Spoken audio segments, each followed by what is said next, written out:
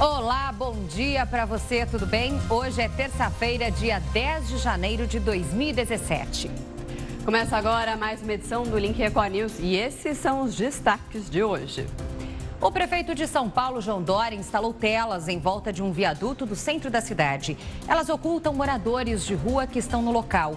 A medida faz parte da primeira ação do programa Cidade Linda, de mutirões de zeladoria. A gestão Dória afirma que a medida é para a proteção deles. Há cerca de 50 moradores de rua abrigados no espaço e eles disseram não saber o motivo da instalação das telas. A prefeitura disse que a ocupação do espaço embaixo do viaduto e cercado por telas é provisória e que a Secretaria Municipal de Assistência e Desenvolvimento Social está atuando para que os moradores aceitem os encaminhamentos da rede de assistência social.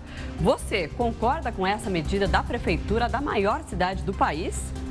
É o que a nossa enquete de hoje quer saber. Para votar, entre nas redes sociais, use a hashtag LinkRecordNews. Crise nos presídios. Força Nacional chega a Boa Vista, em Roraima, e a Manaus para amenizar problemas e reforçar a segurança. Em Minas Gerais, 14 pessoas já morreram nos últimos dias por suspeita de febre amarela e dezenas de pacientes estão com suspeita da doença em vários municípios do estado. Denúncia exclusiva. Jogador de futebol brasileiro fica sem receber salário e é proibido de sair da Arábia Saudita. Divida a sua opinião com a gente, participe do nosso jornal, porque começa agora a primeira edição do Link Record News.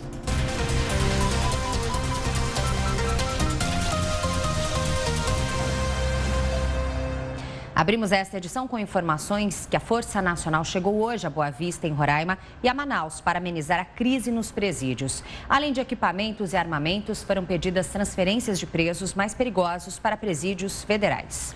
Pois é, a medida faz parte do auxílio do governo federal a 7 estados que pediram ajuda para reforçar a segurança do sistema penitenciário local. Além do Amazonas e Roraima, também pediram ajuda Acre, Mato Grosso do Sul, Rondônia e Tocantins.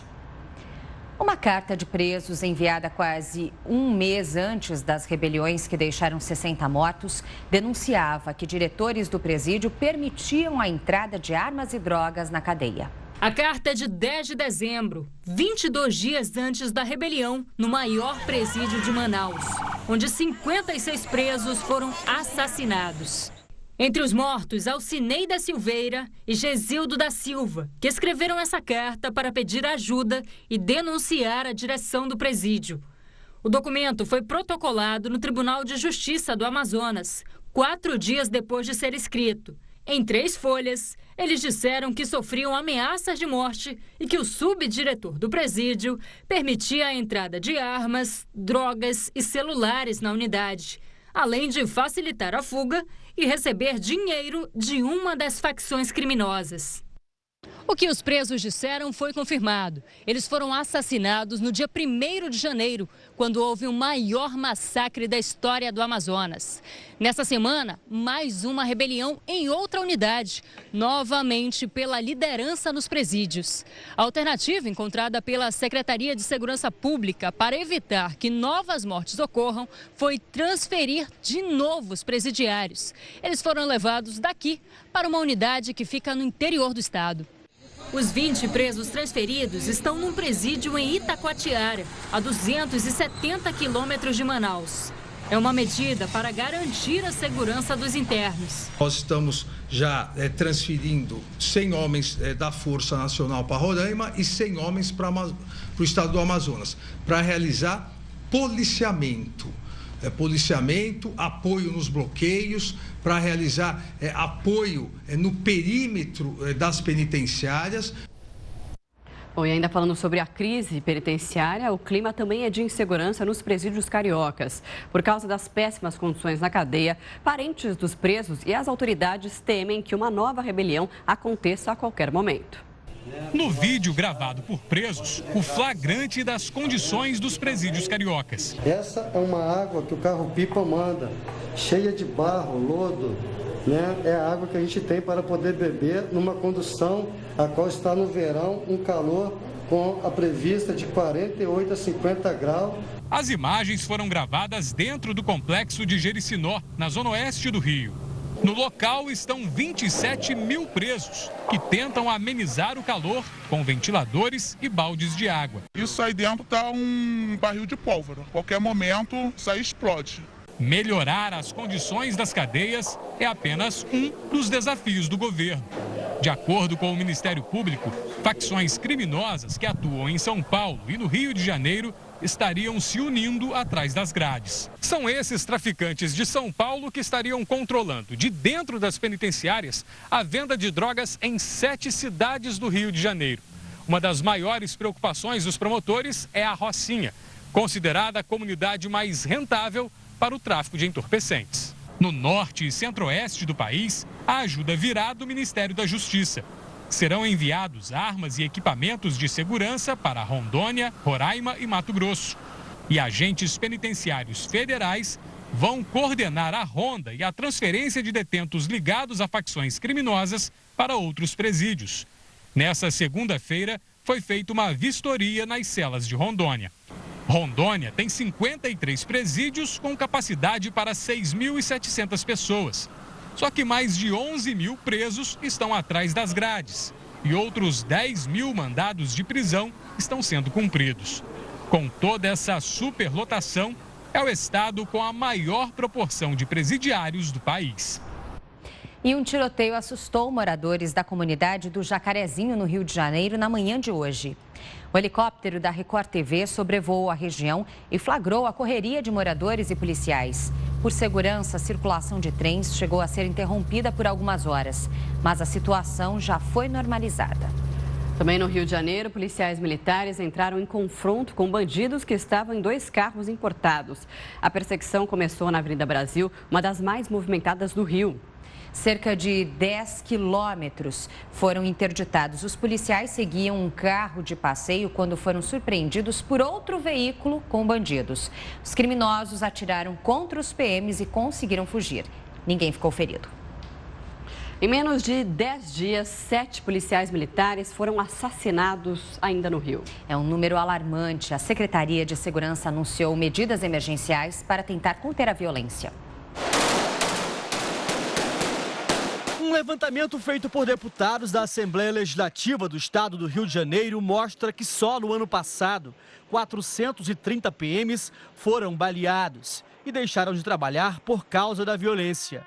O equivalente à tropa de um batalhão de médio porte. Desses, 133 morreram. Os papéis inverteram. O bandido hoje é o caçador e nós somos a caça. A gente sai em péssimas condições de trabalho, sem o próprio salário, que seria o mínimo, né?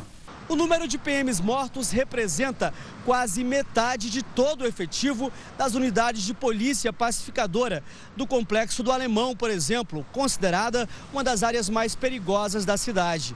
Só na primeira semana de 2017, 7 policiais foram assassinados no estado. 1 a cada 24 horas. A Secretaria de Segurança anunciou medidas emergenciais para conter a violência contra os agentes. A ideia é mapear as áreas com o maior número de ataques para reforçar o patrulhamento. O nosso policial militar, ele vem a ser vítima, na maior parte das vezes, quando de folga. Então, estamos analisando esse comportamento, quando é que isso ocorre, para poder estabelecer procedimentos para minimizar esse fato. E a polícia prendeu traficantes que alugaram uma mansão em uma praia gaúcha. A suspeita é de que os criminosos estejam saindo das comunidades de Porto Alegre para praticar crimes no litoral. Para passar férias com a família ou amigos, os criminosos ostentam, alugam casas luxuosas, pagas com dinheiro do crime. Pessoas que não têm renda declarada, alugarem bens e possuírem veículos, por exemplo, de altos valores, essa conta não fecha. Esta, por exemplo, foi usada por Vladimir Cardoso Soares, conhecido como Chu, que, segundo a polícia, comanda o tráfico na Vila Maria Conceição, em Porto Alegre. Quando eu monitorava o local, o Chu limpava a piscina, né, e sempre com esse pessoal dele controlando a movimentação de pessoas na rua, porque essa casa são de 2 andares, então estamos sempre muito atentos. Na casa de 2 andares, 4 quartos com suíte e uma enorme área de lazer, os agentes encontraram armas, munição e dinheiro, tanto em reais como em moeda estrangeira. O traficante estava com a esposa, filhos, netos e outros casais de amigos. 5 pessoas foram presas, suspeitas de fazer parte de uma facção criminosa. Com a operação, a polícia acredita ter evitado uma chacina. É que fora das comunidades onde vivem, os traficantes perdem a proteção. E isso facilita a ação de grupos rivais, que querem eliminar o inimigo. O caso mais conhecido é o do traficante Xande, morto com tiros de fuzil em Tramandaí, no litoral norte, quando curtia o verão com a família. O mandante do crime foi o rival dele, o Terel, preso meses depois e assassinado na cadeia. Se o crime se desloca para o litoral, a população se desloca para o litoral e a polícia também, é obviamente que as facções podem em algum momento se encontrar. Agora vamos ao Paraná para falar sobre o sistema carcerário do estado. A superlotação das delegacias tem deixado as autoridades em alerta, ainda mais após as últimas rebeliões registradas no país. E a Fabiana Vantucci traz os detalhes para a gente dessa situação. Fabiana, bom dia. Bom dia. Bom dia, Lidiane, Marcela. É situação crítica por aqui, viu? Em todo o estado, 150 delegacias estão superlotadas, o que deixa, sim, as autoridades de segurança em alerta. Ainda mais porque a superlotação é apontada como uma das principais causas de rebeliões. O massacre entre presos em Manaus, possivelmente originado pelo racha de facções criminosas, mais uma vez expôs um problema antigo do sistema penitenciário brasileiro. A superlotação em presídios e delegacias é um dos principais motivos de rebelião, ainda mais em locais onde existem grupos que disputam espaço. E no Paraná, a situação não é diferente. Apesar de o Departamento Penitenciário do Estado informar que o problema está controlado nos presídios, com um preso por vaga, a realidade é outra nas delegacias. De acordo com informações do Sindicato das Classes Policiais Civis do Paraná, o estado tem hoje cerca de 500 delegacias para 4.500 presos, mas recebe mais que o dobro desse número. Um dos problemas é que os detentos nesses locais deveriam ficar lá de forma provisória, enquanto aguardam o julgamento. E não é bem isso que acontece. Aqui na Delegacia de Furtos e Roubos de Veículos em Curitiba, por exemplo, o local que deveria receber 8 presos tem hoje 70. A princípio, a Delegacia de Polícia não é lugar de preso ficar esperando condenação ou esperando julgamento. A Delegacia de Polícia é um local onde o criminoso é levado, é feito o procedimento da parte da Polícia Judiciária e ele tem que ser encaminhado para o sistema. Essa superlotação e essa permanência de presos em lugares comuns faz com que essas facções se fortaleçam e, logicamente, a gente tem presenciado tentativas de fuga, tentativas de arrebatamento e também, aí, volta e meia, rebeliões nas próprias carcerárias de delegacia. O presidente da Sinclapol acredita o problema da superlotação à gestão do Estado. Para ele, só existe um meio de solucionar essa questão. Existe uma verba já do DPEM Nacional de 130 milhões com a coparticipação do Estado para construir penitenciárias. Eu estou falando da primeira gestão do governador Beto Richa e até agora isso não se desenhou, isso não se concretizou. Então é importante, sim, que para encerrar esse problema, que sejam construídos penitenciárias ou cadeias públicas em todas as comarcas. Ou uma outra sugestão é o seguinte, onde tem preso hoje e já tem uma estrutura de cadeia pública, que se torne efetivamente cadeia pública e que a Delegacia de Polícia saia desse local e vá para outro fazer o trabalho de Polícia Judiciária. Um total de 161 milhões de reais foi destinado para a construção de 9 penitenciárias e a ampliação de 6 já existentes, de acordo com informações do DPEM. Com isso, devem ser criadas 8.000 novas vagas até o final de 2018. Queremos gerar mais vagas, retirar presos de delegacia de polícia, essa é uma prioridade estabelecida pelo governo do Estado e uma necessidade, sob o ponto de vista jurídico e humano, porque as condições em que os presos estão dentro das delegacias de polícia são muito aquém do mínimo exigível em termos de direitos humanos. Então, nós precisamos mudar isto radicalmente. Isso depende de geração de vagas. Por isso, estamos na iminência de, em 2 anos, construirmos mais 8.000 vagas, a fim de atender a esta demanda que a própria Polícia Civil tem. E a explosão de um carro forte mobilizou a polícia do Paraná na noite dessa segunda-feira. Em uma ação ousada, os assaltantes prepararam uma emboscada para o veículo que passava pela BR-277 em Morretes, no litoral do estado. Houve até troca de tiros entre os bandidos e os vigilantes. Para efetuar o roubo, os assaltantes renderam o motorista de um caminhão na altura do quilômetro 44 da BR-277 e usaram o veículo para bloquear a pista. Quando o carro forte passou pelo trecho, os criminosos começaram a atirar e obrigaram os vigilantes a parar. Houve troca de tiros. Alguns vigilantes tentaram revidar, mas acabaram desistindo e se esconderam em um matagal nas proximidades. Os bandidos explodiram o carro forte e fugiram com o dinheiro em um carro. A Polícia Militar conseguiu recuperar um malote e prendeu 2 integrantes da quadrilha. Um usuário da rodovia que estava passando pelo local foi baleado. O trânsito chegou a ser bloqueado nos 2 sentidos da BR-277. A pista sentido litoral foi liberada somente no início da madrugada desta terça-feira. E esses foram os destaques de hoje aqui do Paraná. Lidiane e Marcela, voltamos com vocês aí no estúdio. Bom trabalho a todos. A gente se vê amanhã. Até lá, então. Bom trabalho para você, Fabiana. E suspeitos de furtar uma prefeitura vestidos de fantasmas para não serem reconhecidos se apresentaram à polícia. Pois é, eles são ex-servidores públicos e já trabalharam no local, inclusive. O ex-secretário de Transporte e de Esportes e o ex-secretário de Turismo da Prefeitura de Novo Gama, no entorno do Distrito Federal, se apresentaram à polícia nesta segunda-feira. Eles chegaram a dizer que estavam vestidos daquela forma para assustar os seguranças.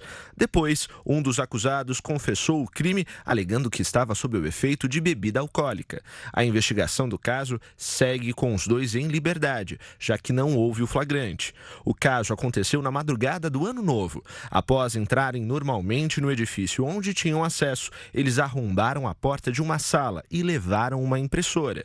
De acordo com a polícia, além da impressora, mais 2 computadores foram levados.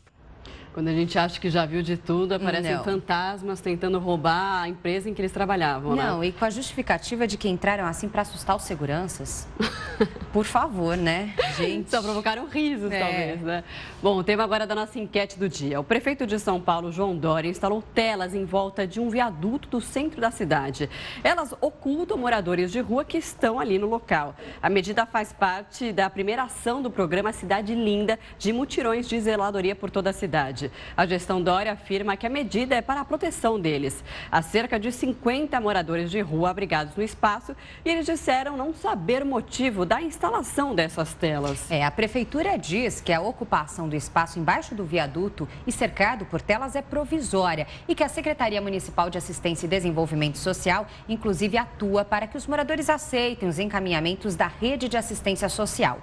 Diante dessa medida, perguntamos para você. Você concorda com essa medida da prefeitura da maior cidade do país? Vote pelas redes sociais, entre no Twitter, no Facebook da Record News, comente, participe. Lembre-se de utilizar a hashtag #LinkRecordNews ou faça isso também pelo nosso WhatsApp. O número aparece na sua tela, DDD 11 95307 1851. A gente espera a sua participação. Bom, enquanto você participa, a gente segue com outros destaques. Um jogador de futebol brasileiro vive um verdadeiro drama na Arábia Saudita. Sem receber salário do clube, ele decidiu voltar ao Brasil. Mas quando chegou no aeroporto, foi impedido de embarcar. Sem dinheiro e sem ajuda das autoridades, ele está morando num hotel. O time árabe quer que o atleta abra mão dos valores para autorizar a volta. Em campo, o meia Herbert fez gols, agradou a torcida. Por tanta dedicação, esperava receber do clube o reconhecimento. Mas, segundo ele, não foi o que aconteceu. Depois de pouco mais de 5 meses defendendo o Al-Shabaab da Arábia Saudita, o jogador ficou sem pagamento. Enviamos uma carta final que, como manda a lei da FIFA, de um prazo de 7 dias, para que eles pagassem todos os salários atrasados e os outros pagamentos, que também não foi atendido. No dia 26, eu já já encerrei, não entrei mais em campo para treinar nem para jogar. O clube saudita deve ao brasileiro o equivalente a 7 salários, pouco mais de R$1 milhão. Mesmo sem receber os atrasados, o jogador decidiu voltar ao Brasil. Comprou passagem, mas não embarcou. Quando chegamos no aeroporto, fomos surpreendidos com a polícia barrando a gente, falando que não poderia sair do país. Antes de tentar embarcar, o clube pediu para que o jogador assinasse esse documento. Me deram papéis que, se eu assinasse, eu perderia todos os meus direitos. Então, eu, como meu advogado, certamente não assinamos nada. Para pressionar o jogador brasileiro a abrir mão dos salários não pagos, o time da Arábia Saudita diz que ele deve se submeter a uma lei que regula o trabalho de estrangeiros. Pelas regras sauditas, o estrangeiro que vai a trabalho para lá só pode deixar o território se houver um visto de saída. E essa autorização é dada pelo patrão. O advogado que representa o jogador brasileiro diz que o time Al-Shabaab se recusa a dar essa permissão. Herbert pediu ajuda à embaixada brasileira, que acompanha o caso, e orientou o jogador a procurar a justiça saudita. A FIFA e a Federação Saudita de Futebol também foram comunicadas. O clube está a usurpar aquilo que é a lei, que é o direito internacional, e nós vamos lutar para que a questão seja resolvida o mais rapidamente possível. O meia Herbert começou a carreira aos 17 anos nas categorias de base do Nacional de São Paulo. Passou pelo Vasco, por outros clubes brasileiros, além de times da Europa e do Japão. Chegou ao Al-Shabaab em julho, depois de 2 anos de sucesso num time da Tailândia. Desde que foi impedido de voltar ao Brasil, está com a esposa em um quarto de hotel em Riad, à espera de uma decisão e com o futuro incerto. Bom, hora de tirar dúvidas sobre a língua portuguesa. E para isso recebemos o professor Dr. Rodrigo Maia dos Santos, da PUC São Paulo, que já havia se tornado um caiçara. É isso, Rodrigo? Então, bom dia, Marcela, bom dia, Lidiane. Bom dia a todos. Acho que eu peguei, estou vendo até aqui na tela, acho que eu peguei uma corzinha, né? Um pouco. De leve, né? A gente fez até uns vídeos na praia, foi muito legal, o pessoal mandou algumas dúvidas, a gente falou, gostei muito. Nada como viajar, descansar um pouquinho também, né? Porque... Mas você continuou trabalhando ali, firme e forte. Você viu, continuei trabalhando, mandando os vídeos, sanando as dúvidas. E aí, claro, de vez em quando tomando um solzinho só pra gente se divertir, descansar um pouco, não é verdade? Vitamina D, né? Vitamina D é sempre importante. Bom, e aí eu cheguei em São Paulo domingo, hoje é terça, eu cheguei em São Paulo domingo, cheguei a São Paulo domingo, aí fui à Avenida Paulista andar. Fui à Avenida Paulista andar. E aí a minha mulher falou assim, minha esposa falou assim, eu preciso usar o banheiro rapidinho, amor, não sei o que. Eu falei, tudo bem. Aí eu entrei numa loja, claro, não vou falar nome, não vem ao caso. Entrei numa loja e encontrei, estava lá andando enquanto a minha esposa ia ao banheiro. Olha só o que eu encontrei, por favor, se puder colocar a imagem, eu agradeço. Aqui é eu que tirei mesmo a foto. Veja só, o que vocês encontram nesse anúncio aqui? Uma coisa monstruosa. Se o pessoal de casa puder, eu olhei uma vez e falei assim, meu Deus do céu, produto de monstruário. Nossa Dá uma olhada só, produto de monstruário. Veja, aí eu, Lidiane, Marcelo, aí eu olhei e falei assim, não é possível, né? O pessoal aqui do estúdio tá rindo também. Falei assim, deve ter sido um erro de digitação. Se puder colocar outra foto, a segunda foto, eu agradeço. E aí eu fui olhar um outro anúncio, ou seja, dentro da mesma loja, um outro anúncio, escrito, perceba que aí tá caixa alta, não é o mesmo texto da vez passada, ou seja, em uma segunda vez escreveu de novo, produto de monstruário. Aí o que me pasmem, eu fui procurar o gerente, quando eu fui mostrar o produto, falei, olha... Ele falou, mas você não quer levar o produto? Eu falei, não, eu só quero avisar que tem esse... mas isso tudo bem, isso não, as pessoas nem notam. Aí eu fiquei preocupado, e aí eu resolvi trazer para dizer o seguinte, aqui a gente conversa muito em língua portuguesa, fala das dicas, eu falo muito que é uma língua viva, a língua portuguesa, que a escola tem que valorizar a criatividade do aluno. Nossa, a gente fala isso quase toda vez que eu estou aqui. Agora, a gente precisa saber o momento de ser informal, ou seja, brincando, quando eu estava na praia, falo com as pessoas, você pode usar um português mais informal, e o momento de ser formal. E aí você faz um anúncio como esse. Mas aí não é nem questão de informalidade, né? É um erro, né? Mas o que me preocupou nesse sentido de o vendedor, quando eu chamei, né? Não consegui falar com o gerente, eu chamei o vendedor. Quando o vendedor veio falar, ele fala, não, deixa, as pessoas vão entender. Isso que eu quis dizer, Lidiane, com formalidade, informalidade. Acho que ele achou assim, se todo mundo entende, então deixa desse jeito. Agora é um erro monstruoso, né? Não, e é feio, né? Ainda mais uma loja colocar isso no seu anúncio. E eu vou dizer uma coisa, uma loja enorme. intelectual da pessoa. Subestima a capacidade, o vendedor não teve humildade de falar, legal, poxa vida, vamos lá arrumar, etc. E é uma loja enorme, hein? Fica ali na Avenida Paulista, uma loja enorme de eletrônicos, e aí eu fiz questão de mostrar. E com certeza outras pessoas também perceberam, né? Porque tem muita gente que não fala, que não chega até lá como você fez, foi lá e falar. Exato. Mas tem gente que percebe e fala, gente, o que é isso, né? Que é isso? É quase que um desrespeito, né? E com perde o a loja, quem escreveu, a empresa, seja lá como for, perde a credibilidade. Sim. A gente sabe disso, perde a credibilidade. Tá certo? Bom, falando de credibilidade, eu recebi muitas mensagens falando dos estrangeirismos. Eu recebi um e-mail dizendo assim, professor, o correto é e-mail com hífen ou sem hífen? Online, com hífen ou sem hífen? Bom, antes de falar da próxima tela que eu trouxe algumas palavras em inglês que já estão em português, e-mail e online é com hífen, tá? A gente não escreve tudo junto e-mail ou tudo junto online, tá bom? A gente escreve e-mail e tracinho mail, com a forma em inglês, online, on, tracinho, que é o hífen, né?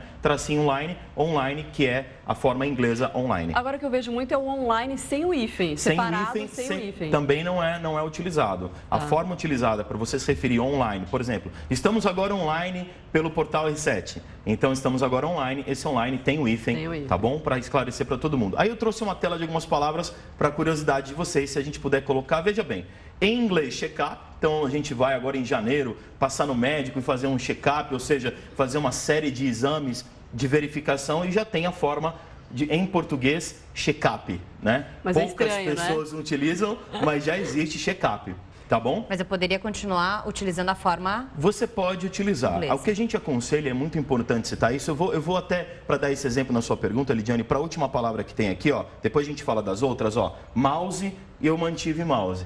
Houve aí há mais ou menos uns 10 anos uma tentativa, Lidiane, Marcela, de aportuguesar o mouse.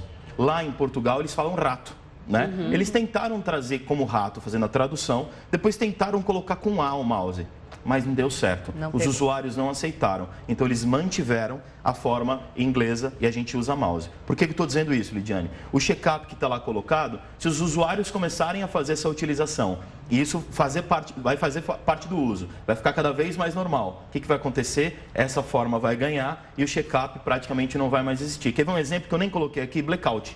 Blackout é black out e a gente já usa blackout tudo junto, certo?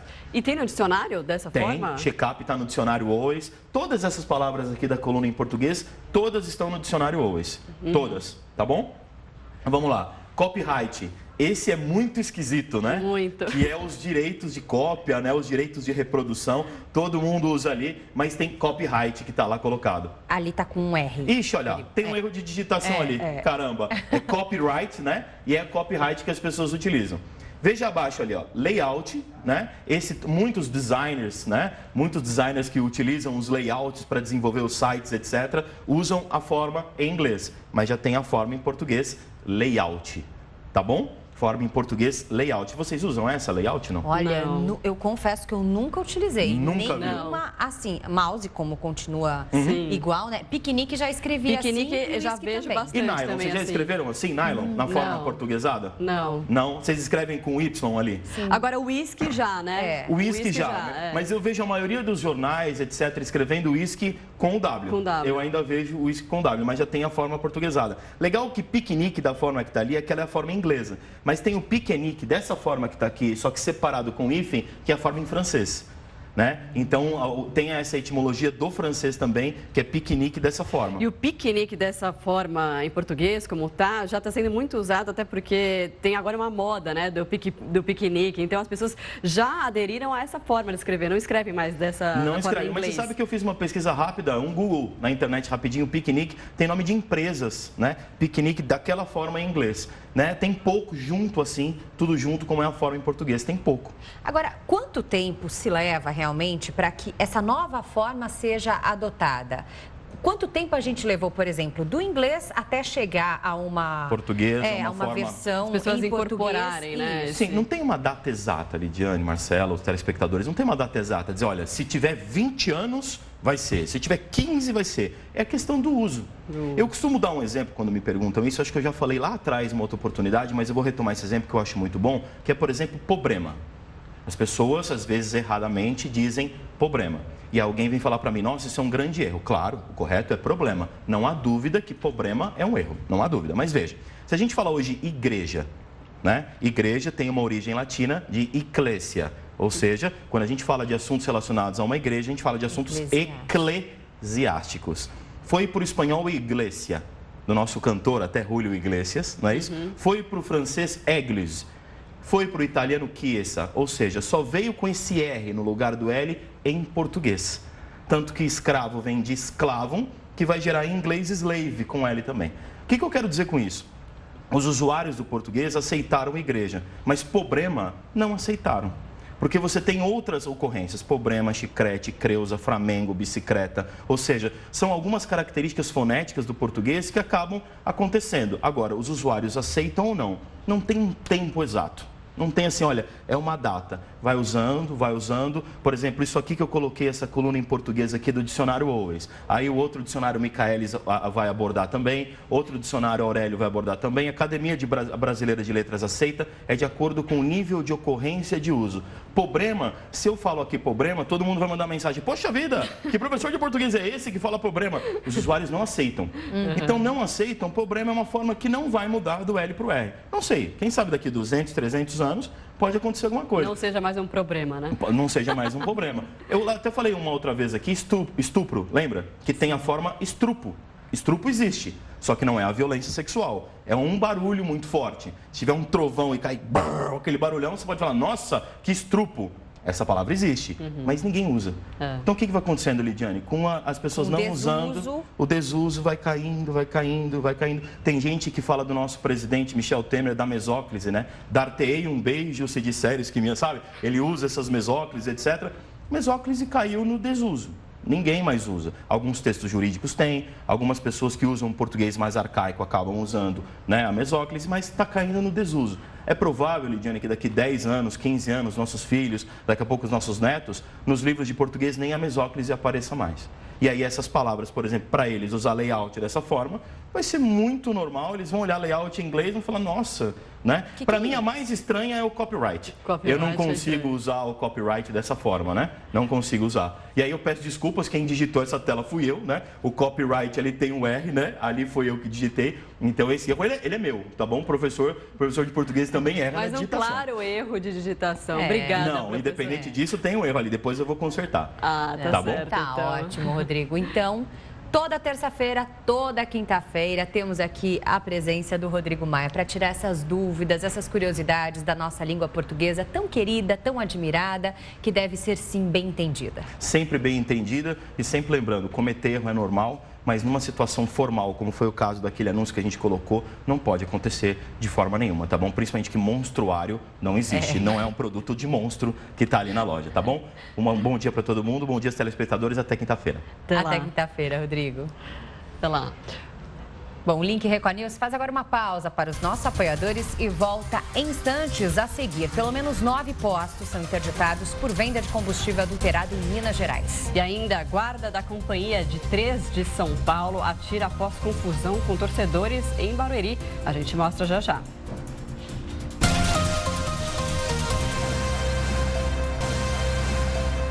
11h50 pelo horário brasileiro de verão. Estamos de volta com o Link Record News na sua tela. E mais informações para você. Pelo menos 9 postos foram interditados por venda de combustível adulterado. Isso aconteceu em Minas Gerais. Em alguns casos, o cliente paga por gasolina, mas acaba enchendo o tanque do carro com água. O vídeo gravado pela dona do carro mostra um mecânico retirando o combustível do tanque. Repare na cor do líquido que sai pela mangueira. O que era para ser só gasolina, na verdade tinha muita água. E estão tirando isso aí, ó. Vocês estão vendo aí, ó.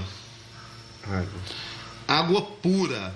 Foram 9 litros. A proprietária do veículo, que prefere não mostrar o rosto, diz que sempre abastecia no mesmo posto e que tomou um susto quando o carro começou a apresentar problemas. carro fica falhando, o carro não fica lento, não sobe morro, entendeu? Parece que o motor assim vai até sair do lugar, fica tremendo. Por causa do combustível adulterado, ela precisou trocar a bomba de gasolina. E até agora, o prejuízo foi de quase R$300. Em 2016, a Agência Nacional do Petróleo fiscalizou 866 postos de combustíveis. 282 foram notificados. 9 deles precisaram ser interditados. 4 estavam vendendo combustível adulterado. Os estabelecimentos encontrados com irregularidades podem ser multados e até fechados definitivamente em caso de reincidência. E depois dessa confusão de adulteração de combustível, a gente fala agora com a repórter Larissa Alvarenga, que tem informações sobre as tarifas de ônibus e metrô na cidade de São Paulo e conta se o reajuste para quem usa ônibus e metrô na mesma viagem está valendo. Olá, pessoal do Link News. Olha, essa é a dúvida de milhares de passageiros. Eu perguntei para alguns deles aqui no terminal que fica na zona leste de São Paulo e está todo mundo muito confuso. A tarifa do bilhete de integração foi reajustada no domingo, de R$ 5,92 para R$ 6,80. Também subiu o preço dos bilhetes mensal e diário dos ônibus. Mas a Justiça pediu a suspensão desses aumentos. Apesar da liminar, o governo manteve o reajuste e alegou que não foi notificado. Mesmo assim, o governador de São Paulo, Geraldo Alckmin, entrou com recurso contra essa decisão. Por enquanto, o aumento está sendo sim cobrado de cerca de 3 milhões de pessoas que dependem do transporte público. Voltamos ao estúdio da Record News. Obrigada, Larissa, pelos detalhes. Um segurança que trabalha nas estações de trens de São Paulo foi afastado depois de sacar uma arma e atirar no meio de uma confusão envolvendo torcedores do Santos. Assim que o tumulto começou, um dos guardas sacou uma arma e deu 3 tiros. Ouça os disparos.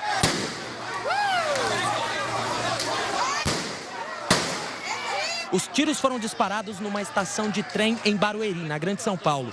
Torcedores do Santos voltavam do jogo contra o Audax pela Copa São Paulo de Futebol Júnior e estavam sendo escoltados pelos guardas da Companhia de Trens Metropolitanos. O tumulto aconteceu antes do embarque. Torcedores e seguranças começaram a discutir. Segundo a companhia, tudo começou porque torcedores foram advertidos por estarem sem camisa e levando bebidas alcoólicas dentro da estação, o que é proibido. Repare nesta imagem. Em meio ao empurra-empurra, dá para ver o guarda sacando a arma. Em seguida, ele atira.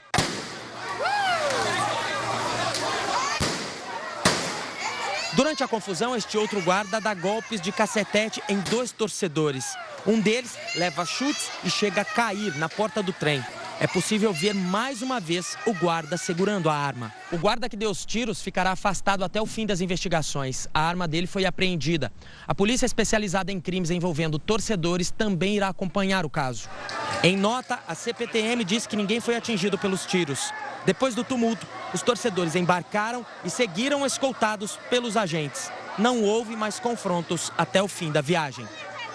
Agora, em vez de acalmar a situação, esse guarda começa a atirar dentro ali de uma estação de trem, provoca ainda mais tumulto, que pode ser ainda mais perigoso para esses torcedores que já estavam ali com os ânimos agitados. Inflamados. O que a gente percebe é, mais uma vez, a vulnerabilidade de todo o sistema de segurança que nós temos hoje. São torcedores que certamente querem briga, olha só, eles já têm uma atitude um pouco mais ousada e a pouca quantidade de seguranças, de guardas nesse momento para cuidar daquele local. Então tem erro de infraestrutura, de capacitação, de preparação e aí o resultado é esse, lamentável. Felizmente, nada de mais grave aconteceu. Agora a gente fala sobre a economia, porque os juros do cheque especial alcançaram a maior taxa anual desde 1999. Mais informações com a repórter Venina Nunes. Venina. Olá, pessoal do Link Record News. Em dezembro do ano passado, a taxa passou para 314,5% ao ano, de acordo com a pesquisa da Associação Nacional dos Executivos de Finanças. Para se ter uma ideia da evolução dessa taxa, em dezembro de 2015, estava próxima dos 241%. Já o juro médio do cartão de crédito, em dezembro, chegou a 453,7% ao ano. Há 12 meses, estava em 400% 100%. A redução da taxa de juros é um dos grandes desafios da equipe econômica do governo na tentativa de recuperar a economia. Voltamos ao estúdio da Record News. Obrigada, Avelina, pelas informações. O Link Record News faz uma pausa agora para os nossos apoiadores e volta em instantes. Veja a seguir, 2.000 vigilantes penitenciários temporários entraram em greve em Goiás. E ainda 14 pessoas já morreram nos últimos dias por suspeita de febre amarela em Minas Gerais. Os detalhes em instantes aqui no Link Record News. Até já.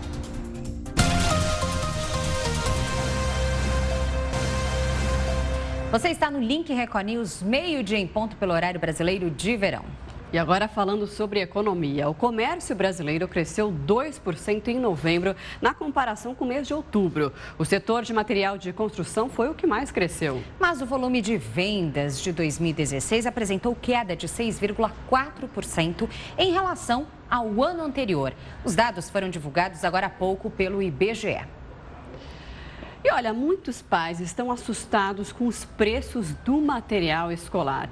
E o imposto é o grande vilão dos altos valores. Em alguns itens básicos, como uma régua, por exemplo, a taxa é superior a 60%. A gente foi até uma loja para mostrar o quanto o consumidor poderia economizar se não tivesse que pagar tantos tributos. A gente escolhe, faz as contas, mas nem imagina o quanto está pagando de imposto. E não é pouco. O levantamento de uma empresa de contabilidade listou 9 itens básicos da lista de material escolar. Os tributos podem alcançar mais de 62% para uma simples régua. Para o fisco, ele não é um produto essencial. O ICMS e o IPI, eles possuem constitucionalmente o princípio da essencialidade. Né?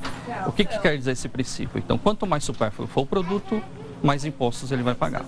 Não importa a marca, nem o tamanho, a porcentagem do imposto não varia. Qualquer lápis, por exemplo, terá a mesma taxação. Ela é sempre igual.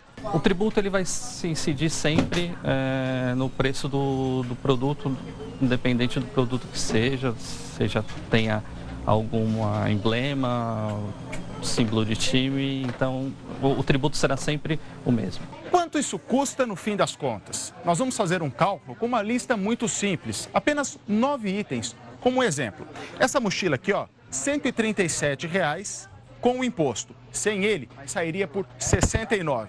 Caderno, gente, tem de monte, vários preços. Um exemplo, aqui, ó, R$ 20,00, um caderno como esse. R$ 20,00 com o imposto, sem ele, R$ 12,53. É uma diferença de 37%. Outro item é um fichário, aquele que a gente coloca as folhas, que a gente vai escrevendo.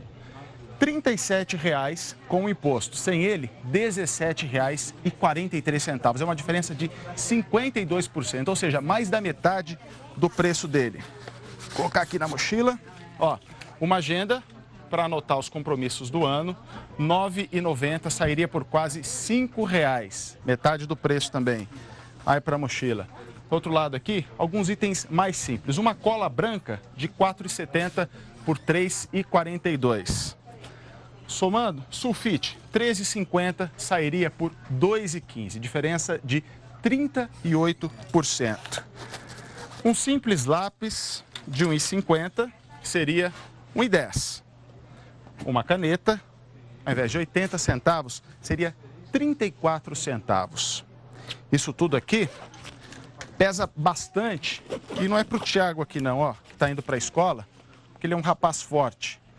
Isso aqui pesa muito, é para o bolso do pai dele. O valor total da compra com os impostos, R$ 223,40. Já sem eles, R$ 114,30, metade do preço. Já pensou nisso, Eduardo? Não imaginava, não fazia ideia. Os materiais do Tiago e da Pamela juntos custaram R$ 600. Levando em consideração a média dos impostos, com metade desse valor, daria para pagar tudo. É o futuro do país, então deveríamos de ter um custo menor para a criança, né? Para investir nesse futuro. O material escolar tem a mesma faixa de impostos que bebidas alcoólicas ou cosméticos. Ricardo fez as contas de quanto vai pagar pelo material da filha. Quando descobriu o valor que iria para o governo... Ficou revoltado, porque não há um retorno para a população. A gente paga imposto alto, não só sobre esses produtos, sobre todos os produtos, e não há um retorno. É esse o lamentável, não há retorno para essa quantidade de impostos. Bom, 2.000 vigilantes penitenciários temporários entraram em greve em Goiás. Com a greve ficam prejudicados os serviços de abertura, fechamento e vigilância de celas e a permissão para que advogados e oficiais de justiça entrem nos presídios. Os grevistas são contra o corte da gratificação por risco de vida e pedem melhores condições de trabalho e mais assistência aos presos. Os vigilantes temporários representam cerca de 70% dos agentes prisionais do estado. Hoje, existem 15.000 detentos nos presídios de Goiás. Segundo a Secretaria de Segurança Pública, as unidades estão funcionando normalmente. E você vai ver agora mais um exemplo de desperdício do dinheiro público. Mais um, né? Mais um, Marcela. 104 apartamentos funcionais mantidos pela Câmara dos Deputados em uma área nobre de Brasília estão vazios. Mas os parlamentares continuam recebendo o auxílio moradia. Pois é, são quase R$800 mil por mês com esse auxílio. E o custo da manutenção dos imóveis passou de 14 milhões no ano passado. 24 apartamentos precisam ainda de reforma. As cortinas fechadas escondem a situação lá dentro. A denúncia é de que alguns imóveis estariam sendo usados apenas como depósito. Na janela, madeira no lugar de vidro. As pastilhas da parede caíram. Aqui dá para ver potes de material para construção amontoados. Há móveis no canto do apartamento ainda embalados. No térreo, infiltração. Na parte elétrica, faltam bocais e lâmpadas. Podia alugar, né? Ou vender para quem precisa, entendeu? Tentamos falar com o porteiro para saber se os imóveis estão abandonados. Os apartamentos estão abandonados? Os prédios ficam em área nobre, numa região central de Brasília. O metro quadrado aqui é um dos mais caros do país e não sai por menos de R$9 mil. Estes são os chamados imóveis funcionais, ou seja, apartamentos destinados à moradia de deputados federais e senadores durante o exercício do mandato. Esse é um dinheiro do Estado que está parado, que deveria ser leiloado e colocado em estrutura como saúde, educação, segurança, que está extremamente precário. Hoje, a Câmara tem 432 apartamentos em Brasília. 324 estão ocupados por deputados, 4 por senadores. Ao todo, são 104 unidades vazias. Somente em 2016 foram gastos por mês quase R$800 mil com o auxílio moradia para os parlamentares que não ocupam um imóvel funcional. A manutenção dos apartamentos custou R$14 milhões e 500 mil no ano passado. Somente com serviços de portaria e conservação, a média é de R$800 mil por mês. Cada parlamentar só tem direito a um apartamento e ele não pode ser cedido nem transferido para terceiros. Com o fim do mandato, o imóvel deve ser devolvido em até 30 dias. O presidente do Conselho Regional de Corretores de Imóveis do Distrito Federal diz que o aluguel de cada um destes apartamentos custa em média R$5 mil. Como mais de 100 estão desocupados, se eles fossem alugados, o governo receberia pelo menos R$500 mil por mês. PTU, condomínio, segurança, tudo isso influencia nesse gasto que se tem dentro de um imóvel que está parado, sem produzir, sem estar utilizando. E a Câmara dos Deputados informou em nota que existem 24 apartamentos sem condições de ocupação no momento. E por isso são usados como depósito de imóveis e eletrodomésticos. Segundo a Câmara, trata-se de uma questão de economia, porque do contrário teria que pagar aluguel para guardar todo esse material. A prisão de uma tenente do Corpo de Bombeiros gerou muita revolta na corporação. Ela foi detida depois de passar mal quando trabalhava em uma ambulância do SAMU. Apesar de alegar problemas de saúde, ela não foi liberada pelos superiores e, por se recusar a trabalhar, acabou detida. Esta mulher sentada em um colchonete no chão é a tenente Melissa, uma enfermeira do Corpo de Bombeiros. A foto foi tirada assim que ela foi presa administrativamente. A tenente está detida numa cela dentro de um quartel dos bombeiros. Fica sozinha e tem apenas estas pequenas aberturas de uma porta para ver a claridade. A Tenente Melissa é lotada aqui no 13º quartel do Corpo de Bombeiros, que fica aqui em Campo Grande. Neste domingo, ela estava de plantão. Seriam 24 horas de serviço, fazendo atendimento dentro de uma ambulância do SAMU, já que a Tenente Melissa trabalha como enfermeira do Corpo de Bombeiros. Durante o plantão, ela trabalhou normalmente, mas em determinado momento disse que estava se sentindo mal. Isso depois de fazer vários atendimentos durante esse domingo. Ela avisou a supervisão, pediu para ir para casa, mas a liberação foi negada pelos superiores. A tenente disse então que não tinha condições mais de realizar atendimentos dentro da ambulância e se negou a continuar trabalhando, alegando que não tinha condições físicas. Foi essa atitude que levou à prisão da Tenente Melissa. Os bombeiros vivem a mesma situação que todos os servidores do Estado. Estão sem receber pagamento, enfrentando uma rotina difícil e de muito estresse.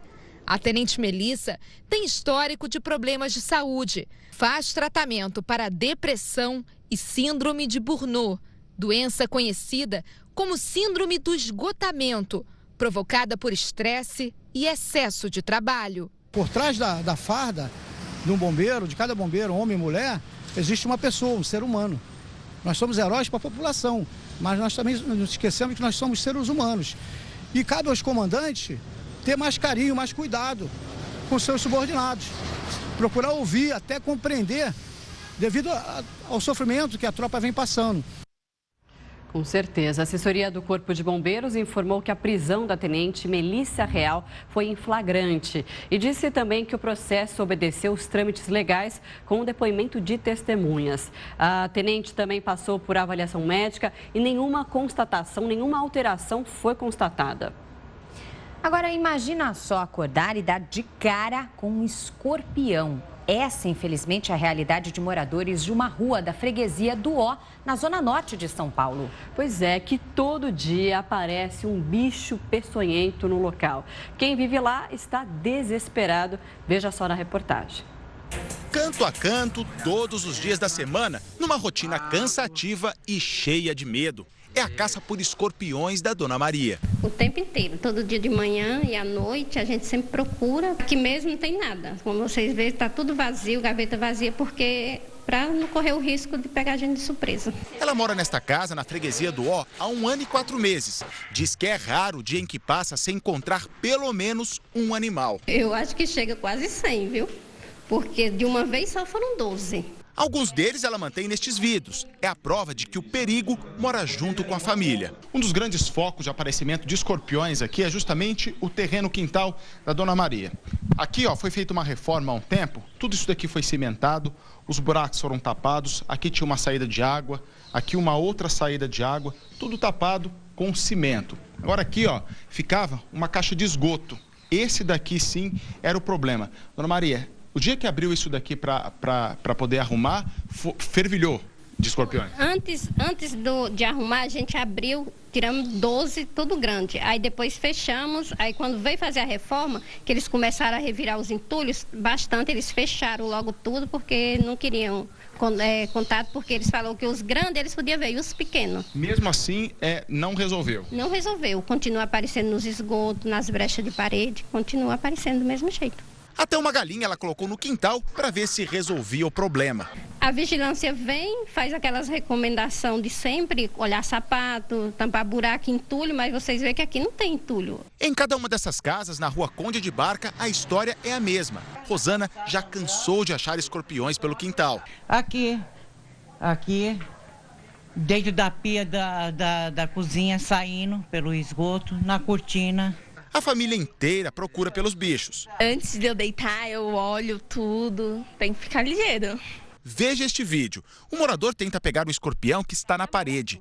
Ele usa um pote de vidro, mas só consegue capturar o bicho com uma pinça. Com uma pequena lanterna, seu Cláudio vasculha a casa. A mulher dele já foi picada por um escorpião. Uma luta injusta, porque 2, 3 horas da manhã tem que estar com uma lanterninha, porque são insetos com hábitos noturnos.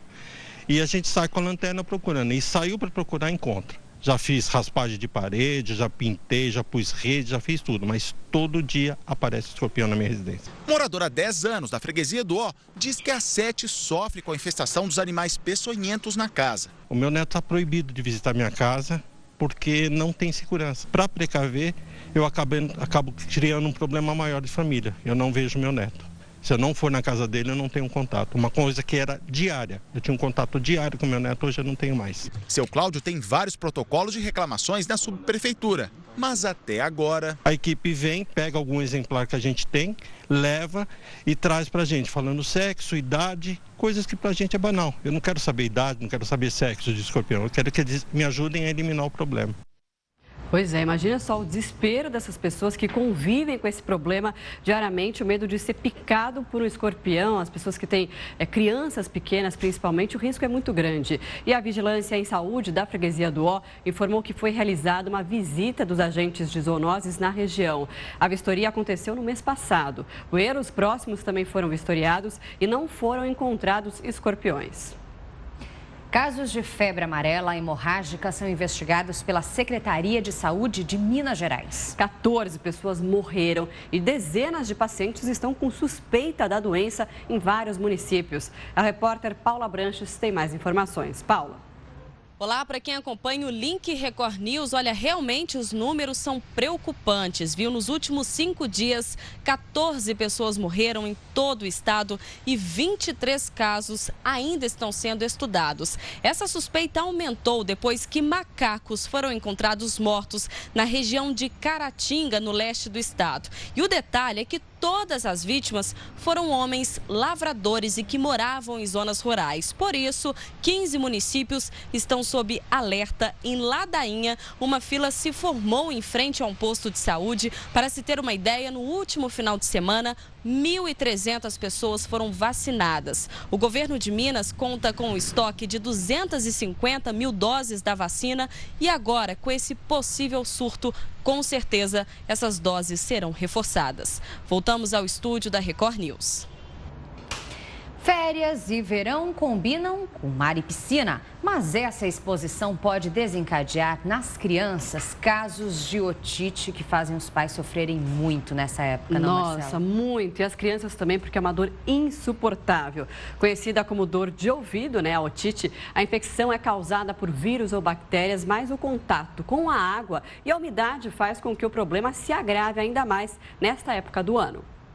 A Sofia adora a água, frequenta a piscina do condomínio onde mora e ainda faz aulas de natação em uma academia. Eu mergulho também. Na aula de natação? E aqui nessa piscina? Só brinca? Eu só brinco. O dia todo? Você gosta quando é pouquinho ou quando fica muitas horas? Você gosta de ficar um pouquinho ou um montão? Um montão. Montão?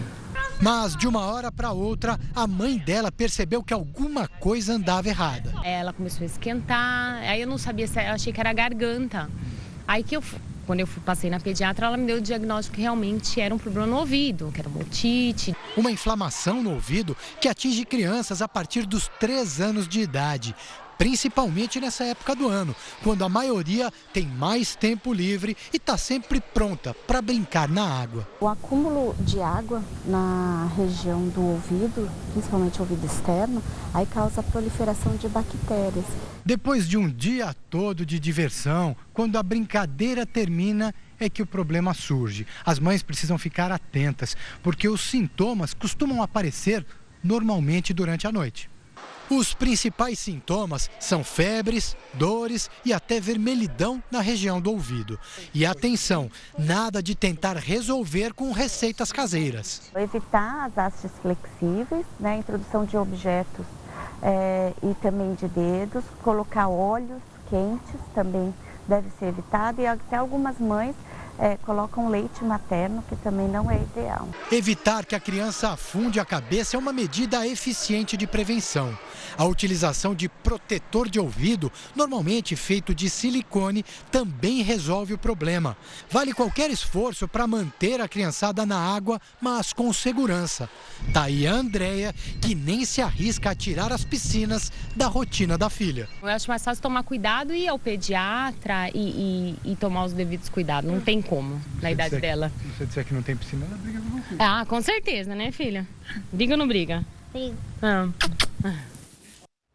E colocar esses protetores de ouvido realmente ajudam muito a evitar ali o contato da água, infecções, otite, porque na criança é muito comum isso acontecer e dói bastante. Dói bastante. E a judiação também, privá-las desse momento com a água, ainda no verão. Calorão. É um refresco muito gostoso. Que criança não gosta de se esbaldar aí na água? Claro que com segurança e cuidadas, então melhor ainda. É isso aí. Olha, o Link Record News faz uma pausa agora para os nossos apoiadores e volta em instantes. Veja a seguir. Presidente eleito dos Estados Unidos, Donald Trump, rebate críticas feitas pela atriz Meryl Streep na cerimônia do Globo de Ouro. E ainda, frio que castiga os Estados Unidos deve aumentar. Os meteorologistas preveem mais chuva e neve em todo o país. Até já.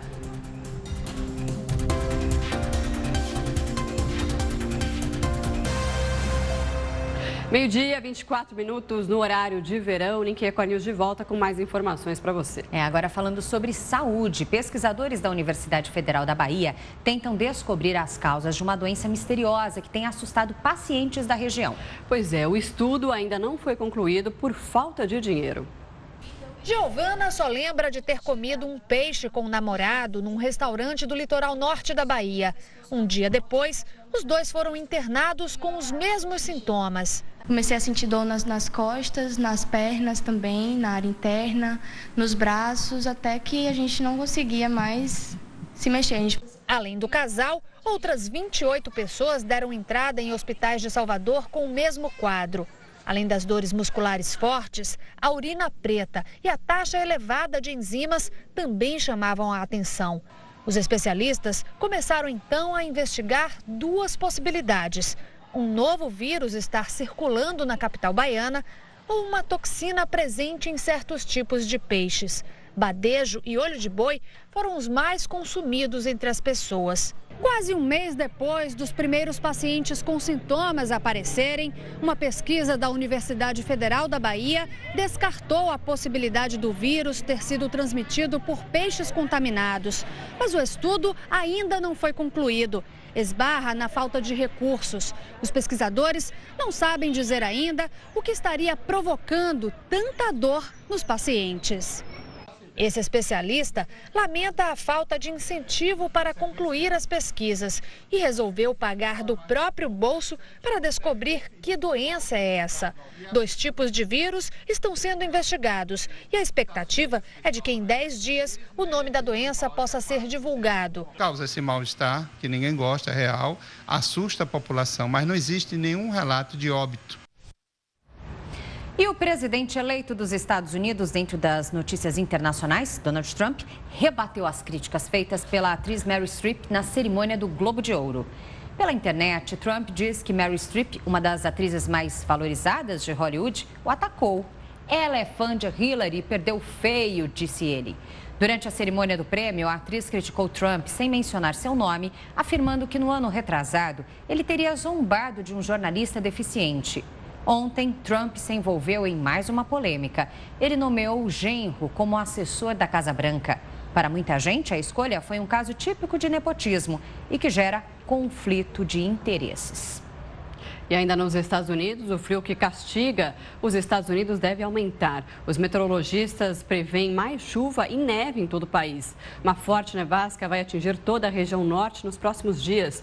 Em Washington, ventos fortes e a neve nas rodovias atrapalham os motoristas.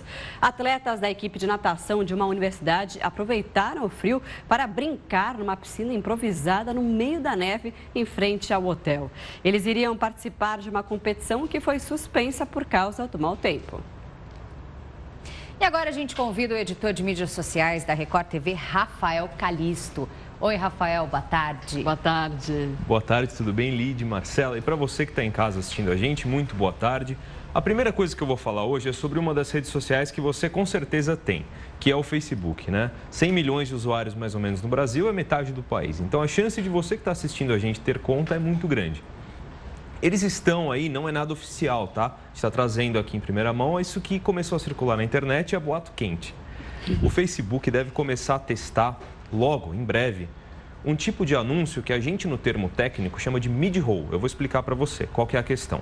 O pré-roll é aquele anúncio que toca no começo, por isso ele é o pré. O pós-roll toca no final. E o mid, ele toca no meio do vídeo. Você está assistindo a um vídeo no Facebook e no meio ele para e toca uma propaganda. Isso existe no YouTube. Então o Facebook está mais copiando o YouTube do que criando um formato. E não é um flash, não. É a propaganda. Propaganda no meio. Quebra o vídeo e entra a propaganda. Ai, mas que chato, né? É chato, incomoda. Então, por isso que eu já estou adiantando para vocês, aí trouxe como a primeira história de hoje, porque é importante. Você está vendo um vídeo ali, de repente ele para e toca uma propaganda. É um susto que você toma no começo para implantar esse formato, vai ser um pouco difícil. E não dá para pular depois de alguns segundos, como acontece no YouTube, por exemplo, dá? Mas você tem que esperar os segundos. Na teoria é assim que funciona. Isso não vai causar mais rejeição do que... Aí é a parte importante. Vídeos que vão estar qualificados, entre aspas, para ter esse tipo de propaganda, tem que ter mais de 90 segundos. E elas vão ter aí uns 15 segundos ou mais. Só que ela gera dinheiro. O modelo do YouTube hoje, você permite que o seu vídeo toque propaganda e em troca o YouTube te paga por isso. O Facebook estaria aí falando, pelas informações que circularam aí na web, de 55% do dinheiro vai para o dono da página. Então, se você permitir que o seu vídeo toque anúncios, você começa a ganhar dinheiro em cima deles. Ah, então cada usuário vai autorizar o anúncio dentro do vídeo que postar, é isso? No YouTube é assim. Então, como o Facebook está muito olhando para o YouTube, tentando fazer mais ou menos igual, a gente espera que ele vá no modelo do YouTube. Então, se for, tá, do jeito que o YouTube faz, você vai poder começar a ganhar dinheiro com os seus vídeos. Vamos ver como vai funcionar na prática, se vai ser isso mesmo, se a ideia passa. Mas fica de olho, ó. Hoje nos Trending Topics aí no Twitter, se você abrir o seu Twitter em casa, tá aqui, eu vou até pegar a hashtag, Facebook é melhor que Twitter, um negócio assim, eles estão brigando entre eles, se estapeando para ver qual é a melhor. Deixa eu ver aqui. Facebook é melhor que Twitter. E a ideia do Facebook não é ser melhor que o Twitter, ele não está nem aí pro Twitter, ele quer ser melhor que o YouTube, entendeu? A briga dele é com o YouTube. Então o modelo que ele deve testar deve ser esse. Se você algum dia desses aí, nos próximos meses, der de cara com uma propaganda no meio do vídeo, não assuste, tá? É isso aí. E claro que também eles não são bobos, que vai gerar também dinheiro para eles, né? Para os dois, né? Eles ficam, se ele te der 55, 45 é dele, né? Então é um esquema muito lucrativo, exato. Agora você tem uma história engraçadinha também para trazer? Tenho, essa história é bem legal, que foi o seguinte, uma menina, ela colocou a foto, ela estava andando num shopping, ela encontrou uma menina muito parecida com ela. Ela falou assim, achei meu clone. Em inglês tem aquela palavra doppelganger, né? Que é tipo um clone, assim.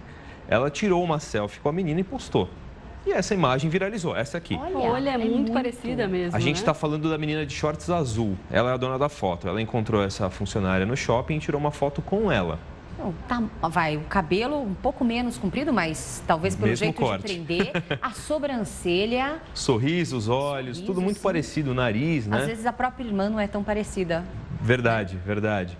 E o que aconteceu? Na internet, esse é um rosto, assim, uma feição que não é tão, como é que eu posso dizer, peculiar. É um rosto até um pouco comum, assim, ó, não é nada muito diferente, sabe? Assim, nada muito absurdo. E aí na internet começaram a achar outras meninas parecidas com ela. Com ela mesma. Exato. E começaram a mandar para ela, olha, achei outra irmã gêmea sua, achei outra irmã gêmea sua. Eu trouxe aqui meia dúzia para passar para vocês, ó, essa aqui é uma. Parecida também, mas a primeira é mais. A original A primeira é mais, né? Essa @Santana é ela, né? Então estão falando com ela, olha, eu achei aqui, eu não sei se essa é a Ali, aqui a amiga, aí tem outra imagem que eu trouxe, ó, vai passando que a gente vai mostrando. Tem várias meninas parecidas com ela, várias meninas. De repente, imagina a sensação, você acha que é a única no mundo, tem se depara com alguém parecida.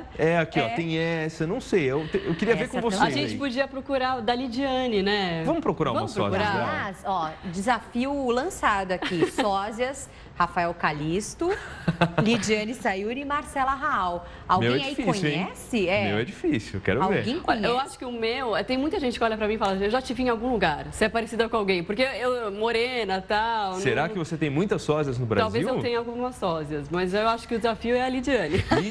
Lidiane Challenge? Você pode fazer um Lidiane Challenge, né? Essa é parecida, vocês acharam? Eu não sei, tem várias meninas que estão... Lembra ela. A primeira chama a atenção de ser realmente muito parecida. Tinha uma outra aí que eu achei também um pouco parecida, mas candidatas a sósia apareceram várias. Será que se a gente joga aí a imagem de alguém online e fala, tem alguém parecido? Com certeza aparece alguém parecido. Essa daí é que eu achei menos Essa é a parecida. menos, né? Essa não é muito boa. A Até gente tem uma meia tá dúzia. lisão. Essa passa por uma irmã, vai. Tem uma menina que é uma atriz, ela é famosa, ela é conhecida, ela está começando a carreira porque ela é jovem, essa aqui. Mas é mais ou menos parecida, eu achei. Também. A atriz está quase. Olha só, de repente você, anônima, vira em diversas versões, assim, uma atriz famosa, Exato. Alguém que trabalha ali, vive aqui. Vidas paralelas quase, Vidas né? paralelas. Então, se você parece a Lidiane Chayuri, mande a sua foto para nós. De repente, ela tem vários sósias, doppelgangers no Brasil, né? E aí a gente avalia aqui, então, ao vivo. A gente vai trazendo e fazendo uma votação de qual sósia é mais parecida, de fato, com a Lidiane. Qual a melhor Lidiane do Brasil, né? Qual a melhor? Ah, a original. A original. De acordo. Muito bem, muito bem. Bom, por mais sósias, por mais momentos de descontração como esse, a gente espera você amanhã novamente aqui, Calixto. Eu acho que eu vou trazer um amanhã, hein? Eu acho. Já tem na manga aí. Muito bem. Então até amanhã, gente. Espera. Tchau, Marcela. Tchau, Lid. Até um beijo amanhã. para você que está em casa. Tchau, tchau. Até amanhã. Bom, o Link Record News faz agora uma pausa para os nossos apoiadores e volta em instantes. A seguir, ciclistas profissionais são surpreendidos durante um treinamento na França. E ainda, argentino Conca é recebido com festa pelos torcedores do Flamengo. A gente mostra em instantes. Até já. Até já.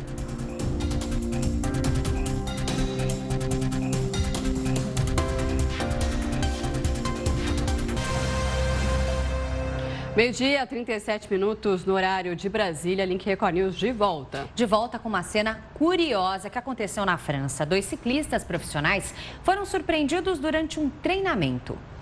Eles suavam para subir uma ladeira quando foram ultrapassados por um morador numa bicicleta comum, dessas usadas no dia a dia. Um dos ciclistas registrou a imagem. O homem, sem fazer muito esforço, deixa os 2 profissionais para trás. Ao perceber a situação, o ciclista ultrapassado não se conteve e brincou. Numa autocrítica, disse que aquilo era ridículo. Ó, o Usain Bolt aí das pedaladas, né? E nem sabia, né? E olha como ele vai realmente de forma muito tranquila e o ciclista super equipado, as bicicletas devem ser caras, né? Imagina. E realmente o morador vai lá, passa tranquilamente ali com um bonezinho, um calçado nem tão apropriado, calça jeans. Olha só, habilidade, né? Mas o ciclista profissional teve bom humor, né? Ainda brincou com a situação. É rir pra não chorar. Bom, e olha só, ainda no esporte, o Cristiano Ronaldo confirmou o favoritismo na premiação da FIFA e foi escolhido o melhor do mundo em 2016, ano em que foi campeão da Eurocopa, da Liga dos Campeões e do Mundial Interclubes. Ele concorreu com o Lionel Messi e o francês Griezmann. Pela 4ª vez, deu Cristiano Ronaldo. O português do Real Madrid foi eleito de novo o número 1 do mundo. Depois daquilo que eu ganhei, tanto na seleção como no meu clube, eu não tinha dúvidas que podia ter ganho. Messi, que também concorria ao prêmio, não estava em Zurique para aplaudir o rival. Ele e todos os jogadores do Barcelona não foram à premiação da FIFA porque o clube espanhol resolveu focar nos treinamentos para o jogo contra o Athletic Bilbao.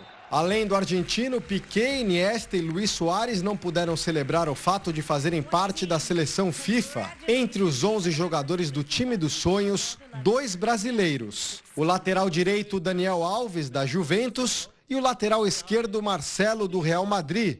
O acidente com o avião da Chapecoense também foi lembrado na festa da FIFA com uma homenagem ao clube que emocionou ao mundo ao mostrar solidariedade. O Atlético Nacional da Colômbia recebeu o prêmio de Fair Play por ceder o título da Copa Sul-Americana ao time brasileiro. Já o prêmio Puskás 2016, pelo gol mais bonito, ficou com o malaio Faiz Subri, autor desta pintura numa cobrança de falta na Superliga da Malásia. O Mirassol, time do interior paulista, surpreendeu o Grêmio e avançou para a 3ª fase da Copa São Paulo. O Botafogo também se classificou. O Botafogo avançou para a 3ª fase da Copinha ao vencer sem dificuldade o Atlético Mineiro por 3-0. Agora o Botafogo terá pela frente o Novo Horizontino, que eliminou o Sergipe nos pênaltis. O Mirassol venceu o Grêmio por 1-0 e também avançou para a 3ª etapa. O próximo adversário do Mirassol vai ser o Náutico, que derrotou o Votuporanguense, outro time do interior paulista, por 2-0. A Ponte Preta se classificou com uma goleada por 6-1 contra o Penapolense, mais um time de São Paulo. O próximo jogo da Ponte será contra o Paraná, que também goleou por 6-1. O adversário do time paranaense foi o Marília. O Atlético Mineiro e o Cruzeiro voltaram ao trabalho com novas caras no elenco. Na reapresentação do Cruzeiro, as novidades. O zagueiro Caicedo, que veio do Independente Del Valle do Equador, o lateral esquerdo Diogo Barbosa, do Botafogo, e o volante Hudson, do São Paulo. A única contratação que não se apresentou foi o meia Thiago Neves. O jogador, considerado pela diretoria o grande reforço da temporada, disse que precisava resolver algumas questões pessoais e organizar a mudança dos Emirados Árabes para a capital mineira. Por isso, pediu mais alguns dias antes de começar a treinar. Já no Atlético, a reapresentação foi com um treino leve. Até agora, o Galo apresentou o zagueiro Felipe Santana, que jogou no futebol russo, e o lateral Danilo, que veio do América. O novo técnico Roger, ex-Grêmio, comandou o primeiro treinamento no CT do time. E o argentino Conca foi recebido com festa pelos torcedores do Flamengo. Um grupo de torcedores foi ao aeroporto receber o meio-campista de 33 anos. Conca vem por empréstimo do Xangai da China e fica até o final de 2017. Ele não joga desde agosto do ano passado por causa de uma cirurgia no joelho esquerdo. Vai seguir em tratamento na Gávea e só deve estrear em abril na fase de grupos da Libertadores da América. Mudando de assunto agora, você vai conhecer a história de um paciente que, com a ajuda da família, amigos e a solidariedade de usuários da internet, está conseguindo vencer a batalha contra o câncer. Através de uma campanha nas redes sociais, ele conseguiu aumentar a quantidade de doadores de sangue de um hospital, como acompanhou a reportagem da Samara Bastos. Pedro é um super pai, super amigo, marido, um super-herói. É uma pessoa que eu conheço, que eu falo pra ele que se eu ficasse doente não ia ter metade do que ele tem. Muitos na situação dele, com tudo que ele já teve, eu acho que teriam talvez desistido, sabe, assim, porque é muita coisa. E ele não, você fala com ele e fala, eu vou viver, eu vou formar essas meninas, sabe, eu vou ver elas crescendo. Isso ele fala, eu tenho um compromisso com você, com isso, e a gente vai, então... As camisetas de super-heróis não são por acaso. É uma forma de dizer que para uma grande batalha há um guerreiro. Aliás, uma família de guerreiros. Virou um amuleto, assim. Então as pessoas veio uma amiga minha de infância e trouxe uma camisa do Homem-Aranha. Veio um outro e trouxe uma camisa do Hulk. A minha filha, aliás, mais velha, trouxe a camisa do Hulk. Aí veio a minha médica e trouxe uma camisa do Homem de Ferro. Então isso vira um motivador, sabe? Uma coisa que, puta, que legal, não quero decepcionar as pessoas. Eu acho que não tenho o direito de desistir enquanto eu estou vivo, estou respirando, entendeu? No quarto do hospital, Pedro, que hoje tem 42 anos, busca disposição para vencer o câncer coloretal, descoberto há 1 ano e meio. Foi puxado, assim, porque eu tinha um histórico na família de ter perdido a minha irmã aos 30 anos de idade, com leucemia, e o meu pai já estava doente de câncer há uma década, assim, tratando. Então, foi pesado. O câncer coloretal é um dos mais frequentes no Brasil. Nos homens, é o terceiro mais comum. A estimativa é que entre o ano passado e este ano, quase 17 mil novos casos sejam descobertos apenas em pacientes do sexo masculino. Para o Pedro, o diagnóstico veio como uma sentença. Além do histórico de câncer na família, ele é pai de 2 meninas, uma delas com problema motor. Eu tenho uma filha especial e toda a minha energia era para cuidar dela. Assim, ela tinha muita internação, ela tinha muita cirurgia, muito procedimento a ser feito em cima dela, muito remédio que ela tinha que tomar.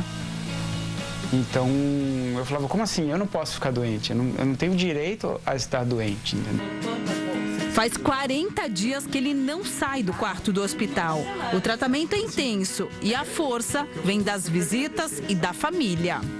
O desenho que a filha mais velha deu de presente fica pendurado na parede. É um alento para quem conta os minutos para ir para casa. Isso aqui viram meus quadros que eu olho todo dia. É como se fosse a minha vista da cama, entendeu? Que é onde eu passo a maior parte do tempo. Pacientes em tratamento oncológico costumam receber sangue. Isso porque a quimioterapia pode reduzir drasticamente o número de plaquetas, que são as células produzidas na medula óssea e que atuam na coagulação do sangue. A quimioterapia, ela mata não só as células cancerígenas, as células más, mas mata também células boas.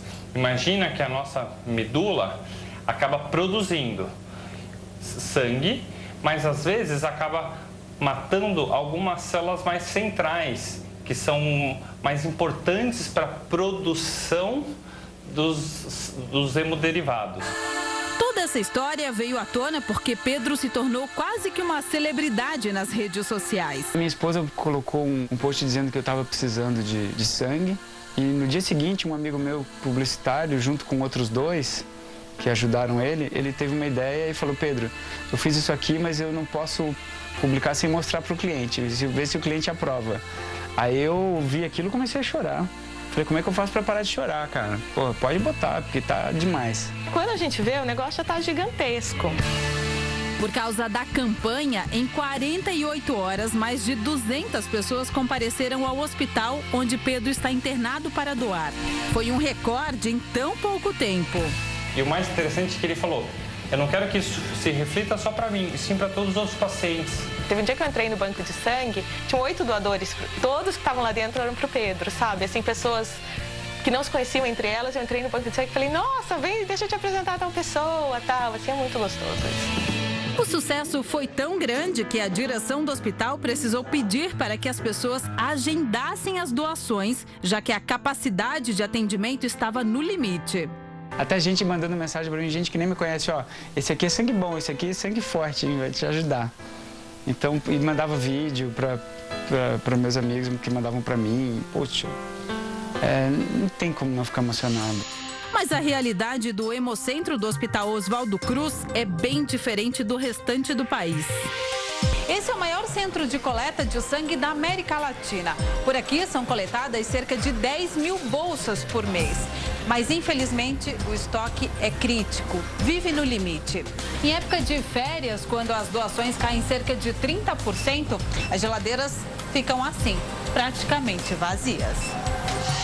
Os tipos sanguíneos O são os que mais saem. O O negativo, por exemplo, pode ser usado em casos de urgência, porque é o doador universal. O ideal para a gente é ter 600 bolsas, né, para atender todos os hospitais. Nós estamos com metade. E o negativo, eu tenho que ter em torno de 60 bolsas. Eu tenho 3. Esse O negativo que eu tenho, provavelmente é para hoje. Então, se ninguém mais vier doar, não terá Amanhã, mais. provavelmente, eu não terei. A ProSangue abastece cerca de 100 hospitais de São Paulo. Cada dia é uma surpresa. E por isso a preocupação em manter os estoques abastecidos. De um dia para o outro, essa geladeira pode esvaziar, dependendo das solicitações dos hospitais para nós, das agências transfusionais, depende de como está o movimento transfusional. Então, a gente tem que contar mesmo com a população para fazer doação de sangue. Eu gostaria de ver essa sala aqui cheia. Nielsen doa sangue há 15 anos. Hoje ele é um dos poucos que reservou o tempo para vir até o centro de coleta. 2 vezes por ano, no mínimo, eu dou. Menos de 2% dos brasileiros doam sangue. Deveria ser um hábito entre os cidadãos. Cada bolsa com 460 ml pode salvar até 4 vidas. Faz muito bem para mim. O gesto de solidariedade faz bem, exatamente. Porque a gente está ajudando com o próximo que necessita. Para doar sangue ou plaquetas, é preciso ter entre 16 e 69 anos, pesar no mínimo 50 quilos e estar em boas condições de saúde. Atendeu aos requisitos? Então procure um hemocentro perto da sua casa, leve o documento pessoal com foto e faça a sua parte. Não custa nada. Aqui, ó, vim, cheguei, não fiquei nem 20 minutos e já tô indo embora de novo.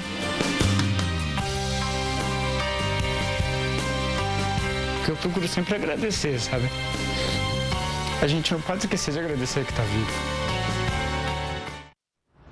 Link Record News faz uma pausa para os nossos apoiadores e volta em instantes. Até já.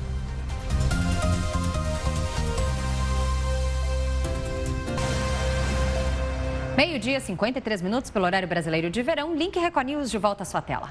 Pesquisadores brasileiros estão transformando o bagaço de cana em carvão ativo, aquele produto usado nos filtros e purificadores de água. A novidade pode revolucionar esse mercado. O Brasil é um dos maiores produtores de cana-de-açúcar do mundo. Você pode até não saber, mas ele está presente no seu dia a dia. Na água purificada que sai da torneira. O carvão ativo também é usado por algumas fábricas para filtrar os poluentes emitidos. O Brasil utiliza mais de 10 mil toneladas desse tipo de carvão. O problema é que grande parte é importada. Veio daí a ideia de usar uma matéria-prima abundante no país, a cana-de-açúcar. Em geral, as indústrias usam ossos, madeira ou casca de coco para fazer carvão ativo, e a nossa proposta é fazer uso do bagaço de cana para produzir esse material absorvente que remove os poluentes. E esse carvão criado por pesquisadores brasileiros pode ser até 20% mais barato que o importado. Primeira conclusão é que, de fato, a gente consegue utilizar essa matéria-prima para produzir o carvão ativo.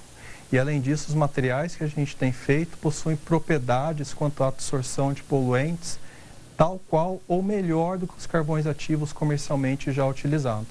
Para chegar até o carvão ativado, os pesquisadores queimam o bagaço da cana. Depois ele passa por um processo químico que produz no material queimado uma grande quantidade de minúsculas porosidades. Minúsculas mesmo, 1 milhão de vezes menor que um fio de cabelo. Uma vez ativado, o carvão fica cheio de furos que absorvem as impurezas. Para ter uma ideia da capacidade dele, aqui ele foi misturado a uma água muito suja. Basta filtrar, olha só, para ela sair muito mais limpa. Em parceria com cientistas da China, esse material também tem sido analisado em locais muito poluídos para testar se o carvão ativo da cana é capaz de purificar o ar.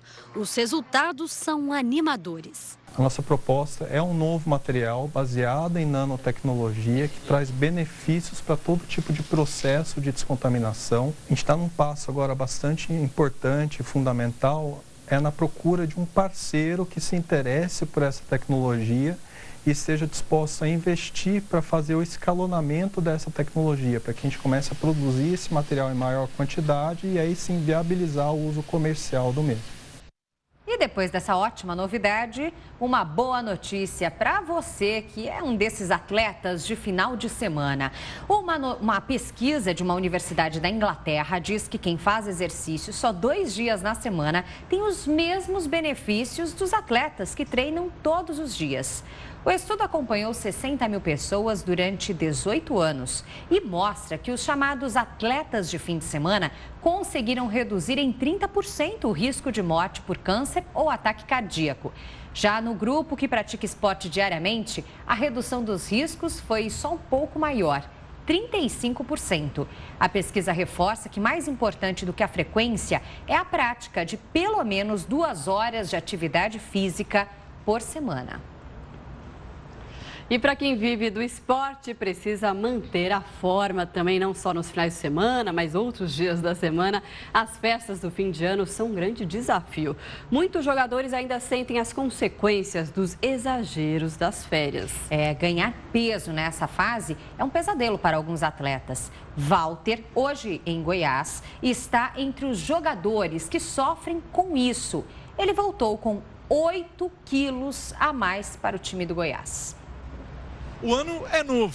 A adversária, uma velha conhecida dos atletas. Nesse início de temporada, a turma foge da balança. No final do ano, nós temos o Natal, o Réveillon, então o pessoal, às vezes, faz um pouquinho de excesso. Que o diga o atacante Thales do Vasco. E o Walter do Goiás, lembra dele? Desta vez, o atacante se apresentou 8 quilos acima do peso ideal. Quantos quilos acima? O que acontece? O atleta descondiciona, ele destreina. Então, isso é um ponto negativo para a gente. Nós vamos precisar ter o controle absoluto deles para ver os atletas que estão caindo de rendimento, tirá-lo, fazer um outro trabalho para que ele volte na próxima partida a render aquilo que a gente acha que é bom. Mas de um tempo para cá, essa realidade tem mudado. No futebol atual, mesmo de férias, os jogadores seguem algumas recomendações. Uma atividade intensa, desgastante, no calor de janeiro, e foi muito bem suportada pelos nossos atletas. Isso mostra o cuidado que eles têm com a forma física, para se representar em bons níveis depois das férias. Se até os atletas que trabalham em função do corpo levam pelo menos um mês para entrar em forma novamente, imagina nós, cidadãos comuns, quando exageramos um pouquinho na comida. Tem que comer bastante alface, tomar aguinha de coco, malhar bastante, correr.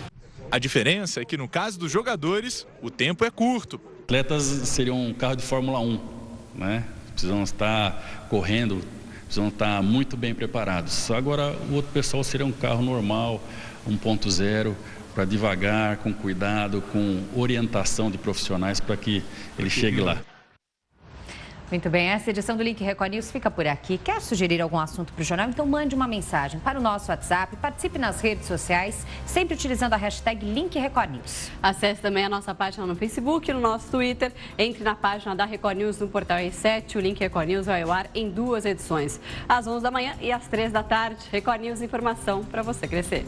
Até logo mais. Até já.